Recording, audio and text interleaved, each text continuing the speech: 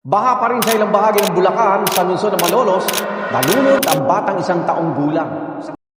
Nararanasan ng Pilipinas ang patuloy na pagdating ng iba't ibang sakuna. Nagdudulot ang mga ito ng matinding pinsala at panganib sa mamamayan. Isa sa pinakamakapaminsalang sakuna ay ang pagbaha na hindi lamang sumisira sa mga ari-arian kundi nagdudulot din ng panganib sa kalusugan at buhay ng mga tao. Ang pagbaha ay ang biglaang pag-apaw ng tubig mula sa mga anyong tubig o drainage system dulot ng iba't ibang salik tulad ng gawaing pantao. Ngunit kadalasan ay dahil sa natural na pangyayari. Karaniwan itong nangyayari dahil sa matinding pag-ulan o bagyo. Maaaring sanhirin ito ng mga baradong kanal dahil sa maling pagtatapon ng basura, kakulangan ng drainage system, labis na pagpuputol ng mga puno, at mababang kalidad ng lupa na hindi kayang sumipsip ng tubig. Naghahatid ng kaalamang gabay sa bawat sakuna at sandata sa paparating na trahedya. Ito ang Project Code Red, inihahandog ng Radyo Minikano. Ang pagbaha ay maaaring magdulot ng pagkawala ng buhay, panganib sa kalusugan tulad ng leptospirosis at pagkasira ng mga infrastruktura at agrikultura. Maaari rin magresulta sa pansamantalang paglisan ng mga tao mula sa kanilang mga tahanan.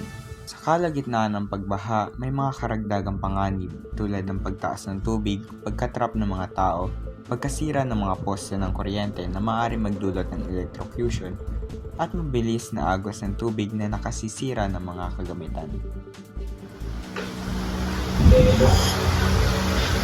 Bago ang baha, ugaliing alamin o maging updated sa lagay ng panahon araw-araw. Apakasabog kami ngayon. Napakalamig ng panahon. Apakit ang balita.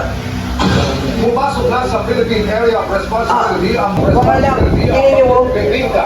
Natatawagin na kayo. Ikalawa, maghanda ng emergency survival kit na naglalaman ng pagkain, tubig, pangunang lunas at iba pang mahahalagang bagay.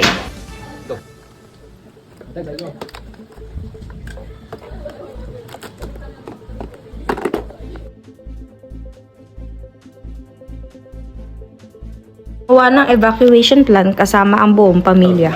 Ready tayo, pre. Di tayo, pre. Dito, pag-ready dito. Relega kami yung pare. Para mo din tayo, pare. Pag-ibang tayo.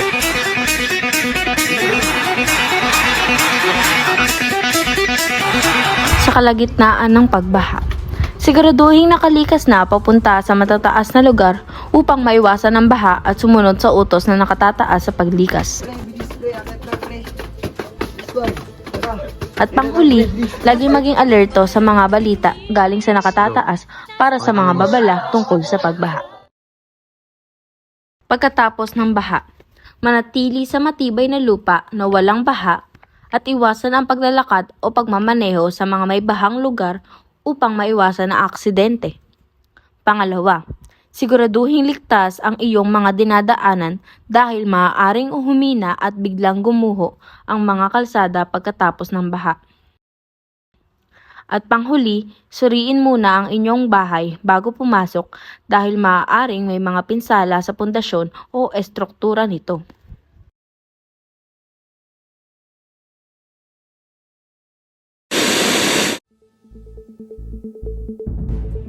Hindi lamang iisa, bagkus 3 klasifikasyon ng pagbaha.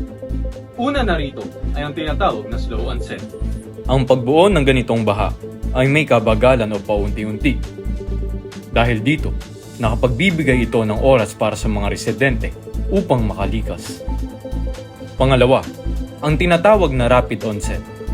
Batay sa pangalan nito, ang bahang ito ay may kabilisan, ang pagtaas at maaaring mamuo sa loob ng ilang oras o araw. At uli, ang pinakamapaminsala sa lahat ay ang flash flood. Ang flash flood ay biglang pagtaas ng baha na nagbibigay ng malaking pinsala dulot ng malalakas na bagyo. Sa oras ng sakuna, hindi maiiwasan ang peligro at panganib. Narito ang mga numerong maaari mong magamit sa kalagitnaan ng pangangailang.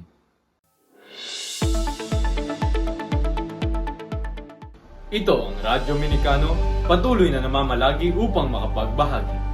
Manatiling ligtas at laging handa dahil lagi nating tatandaan ang Dominikanong handa, ligtas sa pagbaha.